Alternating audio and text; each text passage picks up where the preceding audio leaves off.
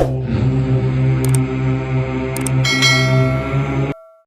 वालेकुम स्टूडेंट्स। आज heat sterilisation का मॉइस्ट हीट स्टेरिलाइजेशन ये एक मेथड है हीट स्टेरिलाइजेशन का। हीट स्टेरिलाइजेशन में दो मेथड्स आते हैं। एक तो ड्राई हीट स्टेरिलाइजेशन, उसमें हॉट एयर ओवन एग्जांपल है, और मॉइस्ट हीट स्टेरिलाइजेशन, और इसमें एग्जांपल ऑटोक्लेव है।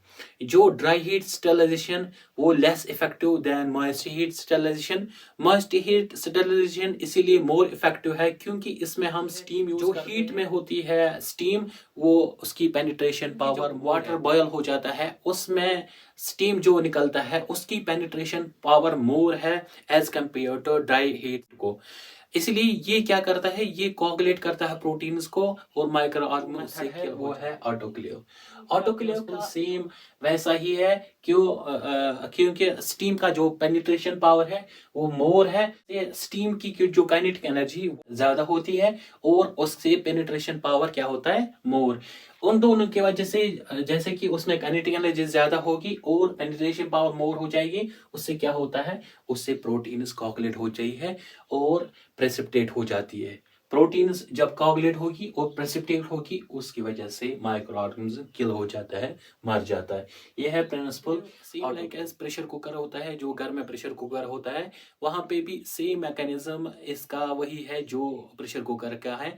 वहां पे हम जो ही ऑब्जेक्ट, कोई भी ऑब्जेक्ट वहां पे या कुकिंग का कोई भी मटेरियल अंदर रखते हैं वो कुक हो जाता है। वो इसी वजह से क्योंकि ऊपर का जो लिड है वो क्लोजली टाइट रखते हैं हम और उसमें हीट देते हैं। हीट की वजह से उसमें वाटर जो होता है वो बॉयल हो जाता है। बॉयल की वजह से वहाँ की वो कन्वर्ट हो जाता है स्टीम में, और स्टीम में कन्वर्ट होगा तो वहाँ का जो प्रेशर है अंदर वाला वो इंक्रीज होता है, और इंक्रीज की वजह से, प्रेशर इंक्रीज की वजह से वहाँ पे टेम्परेचर भी इंक्रीज हो जाता है। वेसल, क्लोज वेसल होती है ये ऑटोक्लेव, क्लोज्ड वेसल। इसमें आउटर जैकेट और इनर जैकेट, आउटर जो कवरिंग है, इनर कवरिंग है, एक क्लोज वेसल है।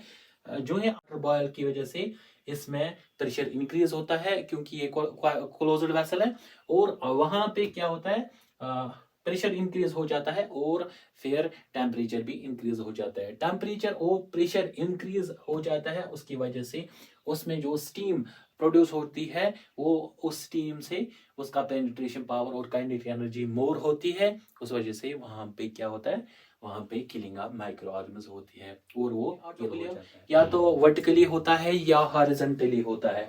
या तो ऑटोक्लेव वर्टिकली होगा या हॉरिजॉन्टल। ये है वर्टिकली, जो वर्टिकली ऑटोक्लेव होता है, और दूसरा वाला है इसका जो हॉरिजॉन्टली होता है। ये दोनों हॉस्पिटल ऑटोक्लेव पार्ट्स में क्या होता है, ये एक वेसल होती है। वेसल बनी होती है गन मेटल की या तो स्टेनलेस स्टील की। ये जो वेसल होती है ये, इसमें अंदर वाला कवरिंग एक है, आउटर वाला कवरिंग है।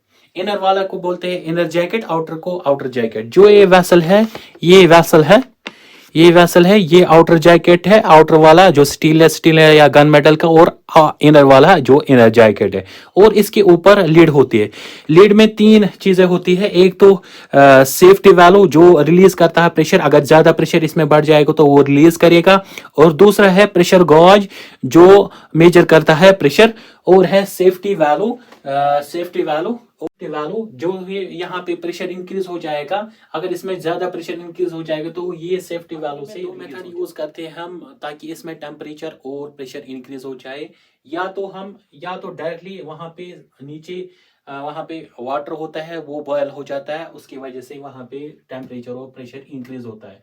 या हम कहीं और जगह पे वाटर बॉयल करते हैं और वहां से कनेक्ट होती है पाइप ऑटोक्लेव तक, और उसके थ्रू स्टीम इन हो जाता है और वहां पे प्रेशर और टेम्परेचर इंक्रीज हो जाता है, स्टेरिलाइजेशन हो जाते हैं। इसके पैरामीटर्स पे, इसमें कौन कौन से पैरामीटर हम रखते हैं और उसका टाइम क्या होता है और प्रेशर क्या होता है। पैरामीटर्स में हम देखते हैं टेम्परेचर कितना है और प्रेशर कितना होगा और टाइम कितना होगा।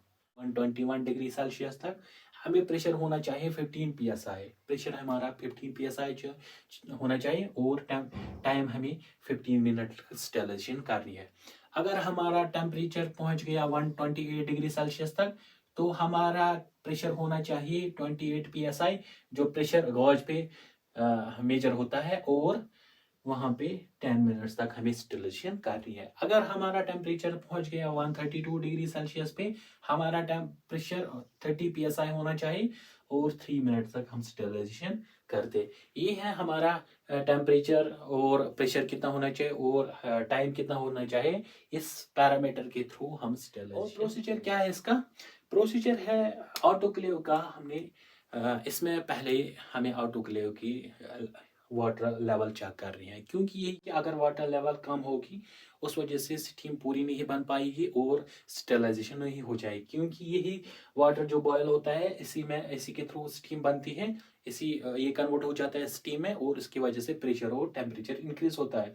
पहले हमें वाटर लेवल चेक करनी है। वाटर लेवल चेक करने के बाद हमें जो ऑटोक्लेव है वो ऑन करना है। इसमें इंस्ट्रूमेंट्स रखने हैं और सारी जो इंस्ट्रूमेंट होनी चाहिए वो रैपिड होनी चाहिए, चाहे वो सर्जिकल इंस्ट्रूमेंट है या कोई भी इंस्ट्रूमेंट है, वो रैपिड होनी चाहिए।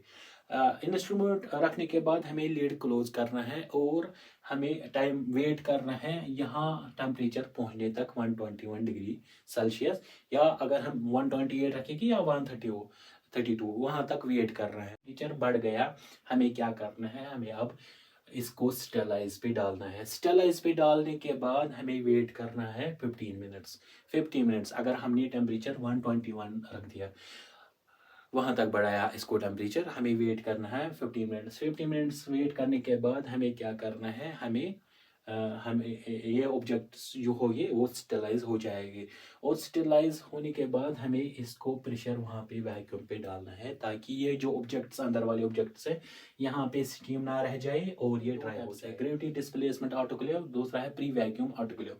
ग्रेविटी डिस्प्लेसमेंट में ऑटोक्लेव में स्टीम पहुंच जाता है और यहाँ का जो एयर है वो डिस्प्लेस हो जाता है, क्योंकि हमें पता है एयर जो है वो भारी होता है, वो हैवी होता है, इसलिए वो नीचे रहता है। वो हम क्या करते हैं, वेंट के थ्रू, एग्जॉस्ट वेंट के थ्रू निकालते हैं, एग्जॉस्ट वैल्यू के थ्रू निकालते हैं और इसमें एयर फ्री रहता है। ये ऑटोक्लेव, ये है ग्रेविटी डिस्प्लेसमेंट मेथड। और इसमें इंपॉर्टेंस क्या है, क्योंकि एयर जो है वो अंदर रहेगा। अगर एयर अंदर रहेगा किसी की स्पेस में, तो वहाँ जो ऑब्जेक्ट होगा उस पार्ट में जो भी ऑब्जेक्ट हो वो स्टेलाइज नहीं होगा और इसमें कंप्लीट स्टेलाइजेशन नहीं हो जाएगी। एयर को डिस्प्लेस करता है डाउनवर्ड्स, इसलिए इसको बोलते हैं ग्रेविटी डिस्प्लेसमेंट। क्योंकि हमें पता है एयर हैवियर होता है और वो जब स्टीम इसमें इन हो जाती है और एयर क्या होता है, वो डाउनवर्ड चला जाता है। जो ही इसमें स्टीम इन हो गई और एयर क्या है, जो एयर इसमें था वो डाउनवर्ड्स रह गया और डाउनवर्ड्स चली जाने के बाद वो क्या होता है, एग्जॉस्ट के वाल्व हम वो बाहर निकालते हैं। क्यों वो डाउनवर्ड चला जाता है, क्योंकि एयर जो है वो हैवियर देन स्टीम है, वो हैवियर देन स्टीम है, इसलिए इसमें डिस्प्लेस एयर हो जाता है, वो एयर बाहर निकालते हैं। एयर बाहर निकालना क्यों जरूरी है, क्योंकि एयर जो ऑक्यूपाई करेगा स्पेस, वो वहां पे कोई जगह ले लेगा और वहां जो भी जगह वो ऑटोक्लेव में ले लेगा वो जगह स्टेलाइज नहीं हो जाएगी और वहां पे जो ऑब्जेक्ट होगा वो स्टेलाइज नहीं हो जाएगी। इसलिए हमें क्या करना है, इस एयर को बाहर निकालना है। जो वो क्या करते हैं, हम स्टीम इसमें इन करते हैं, स्टीम कहाँ चला जाता है, ऊपर, और जो एयर है वो हैवी है वो डाउन चला जाता है। उस वजह से जो एयर है हम वो निकालते हैं एग्जॉस्ट वाल्व के थ्रू और इसमें को फिर कुछ एयर नहीं रहता है और इजीली से हम स्टेलाइजेशन करते हैं। और दूसरा जो है वो प्री वैक्यूम ऑटोक्लेव। इसमें क्या करते हैं, इसमें वैक्यूम पंप इंट्रोड्यूस करते हैं, वैक्यूम पंप इंस्टॉल करते हैं ऑटोक्लेव में। उस वजह से वहाँ का जो भी एयर होगा वो सक आउट करेगा और बाहर निकालेगा। और इसमें पहले से ही हम क्या करते हैं, वैक्यूम पंप को ऑन, वैक्यूम पंप पहले से ऑन किया इसने और वहाँ का जो भी एयर था वो बाहर निकाला इसने और वहाँ के अब जो स्टीम है उसके लिए जगह है, पूरी जगह है स्टीम के लिए, वो स्टेलाइज करे। और जो भी स्टीम हम यूज करते हैं दोनों में वो सैचुरेटेड स्टीम, यानी कि उसमें कोई भी मिक्स नहीं होना चाहिए, कुछ भी मिक्स नहीं होना चाहिए, उसमें एयर भी प्रेजेंट नहीं होना चाहिए, ओनली सैचुरेटेड स्टीम। उसी सैचुरेटेड स्टीम की वजह से काइनेटिक एनर्जी उसकी इंक्रीज हो जाती है और वो प्रेसिपिटेट करता है और वो उसकी वजह से क्या हो जाता है, उसकी वजह से स्टीम स्टेलाइजेशन हो जाती है। इसके यूजेस क्या हैं? ये जो मॉइस्ट हीट स्टेरिलाइजेशन ऑटोक्लेव ये करते हैं और सर्जिकल इंस्ट्रूमेंट, जो भी सर्जिकल इंस्ट्रूमेंट है स्टील का बना होता है, वो सारे करते हैं। सिर्फ उनको छोड़ते हैं सर्जिकल इंस्ट्रूमेंट, जो रबर गुड्स बाकी चीज़ वो, क्योंकि वो वहाँ पे बर्न हो जाएगी। और सर्जिकल इंस्ट्रूमेंट जो स्टेनलेस स्टील का जो भी बना होता है वो यूज़ करते हैं, हम यहाँ पे स्टेलाइज करते हैं। और लिनन लिनन जो होगा कॉटन का, वो जो भी लिनन होगा वो भी स्टेलाइज यहाँ पे करते हैं। और गॉजेज, ड्रेसिंग्स, मटेरियल्स वो भी यहाँ पे स्टेलाइज कर, और डिकंटिन्यूएशन ऑफ वेस्टेज को डिकंटिन्यूट करते हैं। और स्टेरिलाइजेशन ऑफ कल्चर मीडिया को स्टेरिलाइजेशन। अब आते हैं इसकी मेंटेनेंस क्या है? इसकी मेंटेनेंस एक तो है डेली मेंटेनेंस, जो आफ्टर जब हमने साइकिल कंप्लीट किया तो ऑटोक्लेव को हमें मॉप करना है, मॉपिंग करनी है और क्लीन करना है। और वीकली मेंटेनेंस क्या है? इसके कॉर्ड्स केबल्स चेक करनी है, इसके पैरामीटर चेक करने हैं पैरामीटर से, ताकि वो फंक्शनल इजी से फंक्शनल करते हैं, या कहीं कोई जगह कोई पैरामीटर ठीक से नहीं करता है काम, वो हम देखेंगे वीकली मेंटेनेंस पर। और इसके जो लिड है वो क्लोज रहनी चाहिए, डोर फुली, और ये ओवरलोडेड नहीं होना चाहिए। जो भी हम ऑब्जेक्टिव्स में रखेंगे वो ओवरलोडेड नहीं होना चाहिए, वो लीड क्लोज रखनी चाहिए। इसमें कोई कन्फ्यूजन होगा तो आप मुझे कमेंट सेक्शन में लिख सकते हो।